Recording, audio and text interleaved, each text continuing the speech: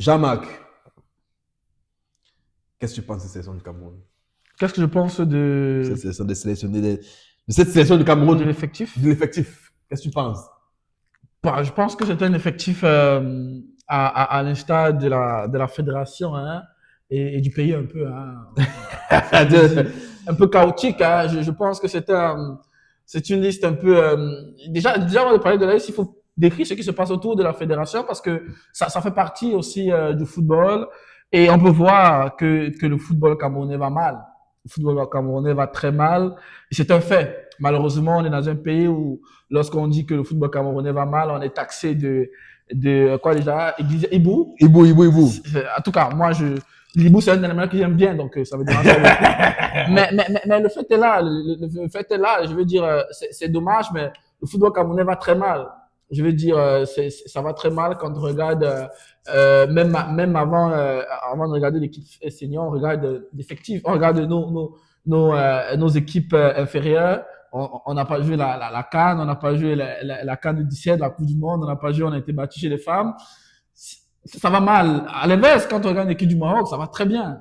Je veux dire, on arrive en quart de finale de la Coupe du Monde chez les seniors. On gagne la Coupe du Monde U20 contre l'Argentine en battant 2-0. On gagne la CAN U17. Chez les femmes, on arrive à la demi-finale de Coupe du Monde. On se dit quand même que le football va bien. Mais au Cameroun, le football va mal. Et ça va mal, c'est pas grave. Ça va mal comme partout ailleurs, comme un peu partout ailleurs. Mhm. Mais ce qui est problématique, c'est que ici, quand on dit que le football camerounais va mal, c'est un problème parce qu'on n'a pas le droit d'être objectif. On n'a pas le droit de dire le président de l'Africa Foot peut améliorer certaines choses. On n'a pas le droit, sinon on est jaloux, sinon on a un problème. Et c'est ça le véritable problème aujourd'hui du football camerounais, c'est qu'on est beaucoup trop dans l'idolâtrie justement que dans l'objectivité. Et c'est dommage parce que ça n'aide personne, ça n'aide pas le président d'Africa Foot qui veut un football meilleur, en tout cas je l'espère, parce qu'on peut remettre en question avec les choix qu'on voit. Mais je veux dire, c'est ça le problème surtout. Avant de revenir sur l'équipe, les choix, il y a déjà une atmosphère un peu tendue parce qu'on a un président de l'Africa Foot qui fait des choses, qui fait des choses bien, qui fait des choses moins bien, et dont on n'a pas le droit de dire, bah, ça a été moins bien fait, on peut faire mieux. Et c'est problématique finalement, c'est problématique. Pour toi, quels sont les absents de cette liste? Les absents de cette ligne, le premier absent, c'est André Onana. Je veux dire, André Onana, c'est quand même le meilleur joueur de l'équipe nationale du Cameroun depuis 2-3 saisons. On ne peut pas le voir sur cette liste. C'est une grosse surprise. C'est discutable avec Brahim Bemo. Discutable avec Brahim Bemo, bon, ça vous voulez Ouais. discuter tout, mais C'est ça, de toutes les façons, discutable, c'est discutable. de toutes les façons, Mais il est parmi les meilleurs. de tout, discutable, Il est parmi les meilleurs au monde, il de, faut le dire. bon, Ouais, il est parmi les meilleurs au monde. Il est pas en termes de Gaulier aujourd'hui, en termes de en tout cas, gardien. André Onana, André oui, Onana, oui, bon, je vais rester sur l'équipe nationale, c'est le meilleur joueur de l'équipe nationale depuis deux, ouais, trois saisons. personnellement. Oui, je veux dire, quand tu regardes son parcours, tu te dis quand même que actuellement il n'y a pas un joueur à l'équipe nationale camerounaise qui a son parcours, qui a son niveau. Donc c'est un très grand joueur. Et quand on voit à la CAN, on ne l'appelle pas. Et quand on voit ce qu'on appelle, avec tout le respect que j'ai pour eux, c'est un problématique, c'est une disgrâce. C'est un sacrilège, j'ai envie de dire. Et c'est dommage on ne prenne même pas la peine et que tout le monde trouve ça normal dans un pays où les gens, les médias vont sur les plateaux justifier la non-sélection du meilleur joueur vous voyez à quel niveau l'injustice, autant on peut trouver la raison pour Nicolas Pepe et dire qu'il a dit un truc, autant pour André Nanon, c'est dit, c'est clairement de l'injustice et ça ressemble à un règlement de compte. Et ça, c'est dangereux. Mais une fois de plus, on n'a pas le droit de dire que c'est dangereux parce que sinon, on s'attire tous les combattants les ferveurs voilà, les ferveurs défendants de. Et c'est ça le problème. C'est problématique parce que on veut tous le bien du football camerounais. Est-ce qu'aujourd'hui, tu penses que et moi, je suis d'avis avec toi parce que je pense que j'ai fait une vidéo là-dessus aussi où je disais André Onana, pour moi, on devait mettre les égos, les propos de côté et aller sur sur un point de vue strictement football, sport. Et je pense que si on partait sur un point de vue strictement sport, football, André Onana, aujourd'hui, ça mérite sa place au Cameroun, dans cette sélection camerounaise. Pour moi, c'est le numéro un gardien. J'ai du mal avec André Onana parce que c'est vrai, malgré que j'aime bien le président de la fédération qui est Samuel Tofis, Mais j'aime aussi, on en a pas, par contre, parce que après, c'est aujourd'hui c'est son air, c'est la star de l'équipe aujourd'hui. C'est lui qui fait connaître qui met un peu le Cameroun sur le map actuellement, tu vois. Et de voir aussi qu'il n'a pas toujours eu un passé très bien au Cameroun. On se rappelle en 2017, André on a joué déjà à l'Ajax, il était titulaire à l'Ajax. Il n'a pas été appelé pour la Coupe du Monde, pour la Coupe à CAN 2017. Le Cameroun se retrouve à gagner cette CAN 2017, dommage. Mais dommage pour Nana, mais bien pour le Cameroun parce que voilà, on se dit peut-être le Cameroun n'a pas besoin de lui. On vient à la CAN 2019 où le Cameroun sort en huitième de finale et tout. On en a, je pense que, est-ce qu'on en a sélectionné en 2019? On n'en a pas sélectionné. Il revient plutôt en 2000, au Cameroun, en 2021 au Cameroun. Et là, il arrive au Cameroun en 2021, on sort troisième place et tout. C'était pas mal, une belle prestation avec le coach Conceição. Et voilà, on va en Coupe du Monde et tout. On réussit à faire une belle prestation face au Brésil et tout. On en a eu bien. Malheureusement, même quand on fait la prestation face au Brésil, on n'en est pas au goal. On arrive à la CAN, on en a et tout. On joue. Troisième match troisième match face à la Gambie. C'est notre gardien on doit qui joue. Non. Et pas si c'était face au Brésil. On doit jouer face à la Gambie. On se qualifie.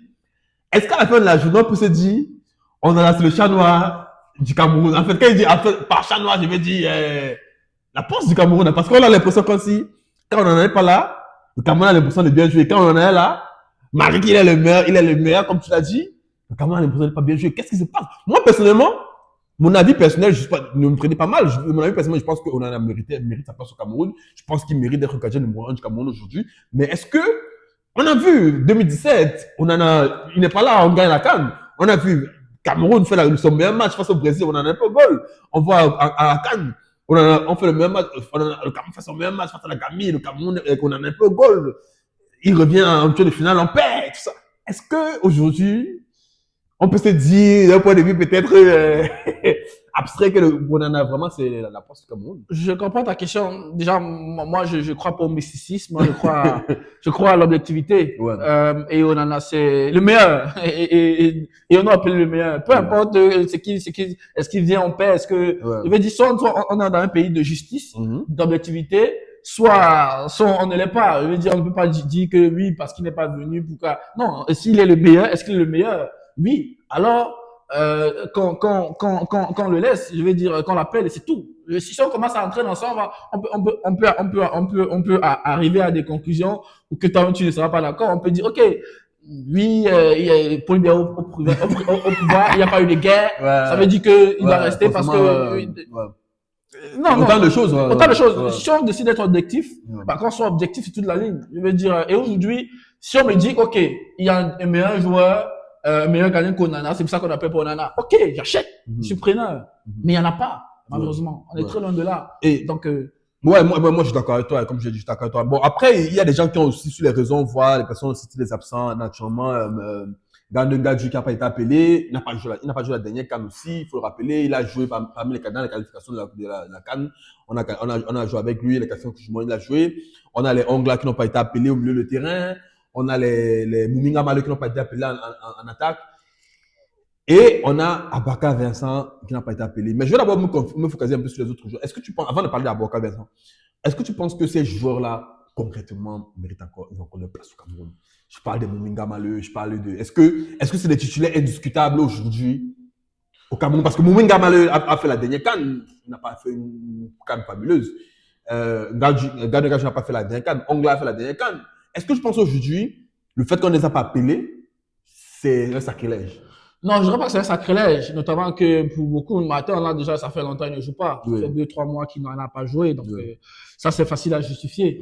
Après, pour Mouminga Maleu, je pense que on aurait pu appeler, on appelait on appelait Christian Bassogor. Donc, pourquoi on n'aurait pas pu non, c'est la question. Quand je parle de manque de cohérence dans les choix, c'est tout ça. Je veux dire, je préfère quelqu'un qui m'appelle les joueurs, un coach qui m'appelle tous les joueurs locaux. Il me dit, OK, mon objectif, c'est que je vais avec les joueurs locaux, qui a une certaine cohérence.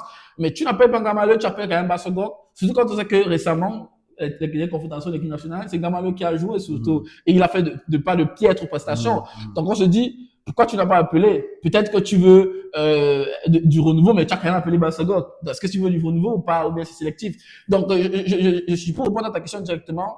Je ne dirais pas que c'est un sacrilège, parce que c'est pas des joueurs pour Hors lesquels, norme, voilà, qui. voilà, on peut se passer C'est d'eux. comme que. Même comme c'est de très bons Ouais, joueurs. Par contre, il y a un nom Abouaka Mensah, tu as dit qu'on revient sur ouais, Abouaka ouais. Mensah après. Pour Numinga Malé, Martin Onla, je pense que j'aurais aimé qu'on appelle Martin Onla et Numinga Malé, ne serait-ce que pour la dynamique du groupe, parce que c'est un groupe qui a quand même évolué, ne serait-ce que pour leur donner la dernière canne. On ne l'a pas fait, mais c'est pas un sacrilège. On a appelé de bons joueurs aussi, que je pense ils méritent aussi leur place. Donc, Ouais. je ne dirais pas que c'est une injustice. Je dirais que c'est un choix du coach qui ne convient pas à tout le monde, mais qui reste un choix, quoi.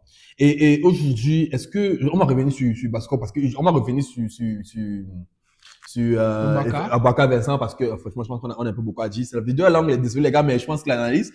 Est-ce qu'aujourd'hui, on a un problème de joueurs locaux? Parce qu'on a l'impression comme si. Est-ce que est-ce qu'on recrute des joueurs locaux parce que on veut apporter de la diversité, parce qu'on veut aussi faire genre, parce qu'on veut montrer, faire un checkbox et tout? Parce que j'ai l'impression comme si plusieurs joueurs locaux qu'on a appelés, on ne les a pas appelés, on les a appelés une seule fois, on les a appelés une fois, après on ne les a plus rappelés.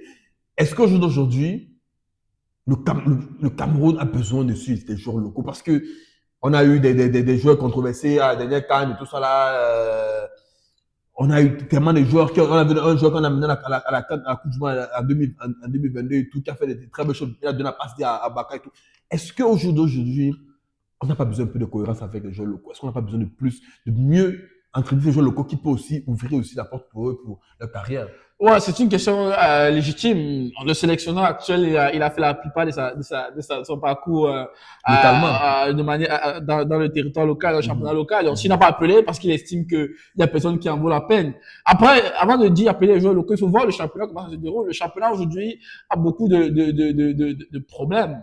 Je veux dire, le championnat comme il se déroule, c'est un problème. Il y a beaucoup de problèmes, notamment des infrastructures. Donc moi je me dis, s'il y a quelqu'un qui va payer les joueurs locaux dans cette CAN, ce serait Pagou, David Pagou, parce qu'il a évolué avec PW de Bamenda et j'en passe, donc il connaît le championnat. S'il les a pas appelés, c'est peut-être parce qu'il n'y a pas le niveau. Et je pense que c'est préférable de ne pas appeler parce qu'on estime qu'il n'y a pas le niveau que d'appeler pour checker la liste. Donc je pense que ça. Après, bon, on aurait pu appeler Nathan Douala, mais bon, après, est-ce qu'il a eu le rendement, est-ce qu'il a maintenu le rendement? Je suis pas sûr, je sais pas. En tout cas, je pars du principe que le sélectionneur, il connaît le championnat local, ce qu'on a souvent reproché à des sélectionneurs étrangers.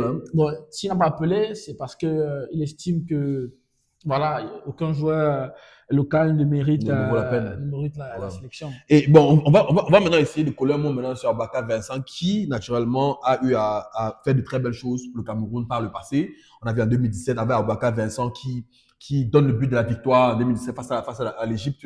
Abouaka Vincent qui marque pratiquement l'unique but du Cameroun en Coupe du Monde 2022 face au Brésil. On a vu Abouaka Vincent lors des grands rendez-vous en 2021 la CAN au Cameroun. Abouaka Vincent s'est encore illustré et tout. Abouaka Vincent, on a l'impression que c'est l'homme des grands rendez-vous, mais on l'a pas appelé et puis on savait qu'il aussi poursuivait un titre aussi, il avait aussi un objectif de carrière pour être aussi le meilleur buteur de cette sélection camerounaise. Est-ce que tu penses que c'est dommage au jour d'aujourd'hui qu'on n'appelle pas Abouaka Vincent, ou bien tu penses que c'est justifié, c'est mérité, il n'a plus l'âge, il n'a plus sa place en classe? C'est drôle de parler il n'a plus l'âge parce que je le vois beaucoup sur les réseaux et d'ailleurs repris par beaucoup de médias. Et je trouve ça très drôle de parler de l'âge. On dit que Abouaka Vincent est vieux. C'est drôle parce que, premièrement, on appelle quoi vieux? Abouaka Vincent est né en 92, il a 33 ans. À quel moment il est vieux? Non. Je veux dire, commençons déjà par vieux. Est-ce que, à quel moment dans le foot on est vieux à 33 ans? Ou même dans la vie? Est-ce qu'à un moment donné, tu as 33 ans? Les gens qui sont plus âgés que nous jouent, notamment Lionel Messi. C'est là où on les compare pas, mais pour dire que. Non, c'est là où je vais en venir. C'est un point de vue de l'âge. C'est là où je vais en venir pour dire que. Ceux qui sont plus vieux que lui jouent. Pour dire, on a une sorte c'est pas, on a l'impression qu'on a une sorte de frénésie sociale. Les gens disent que Abouaka est vieux. Je me dis, mais, je sais pas aller checker, il est né en 92, il a 33 ans. Donc, il n'est pas vieux. Je veux dire, dans la vie, comme dans le foot, il n'est pas vieux à 33 ans.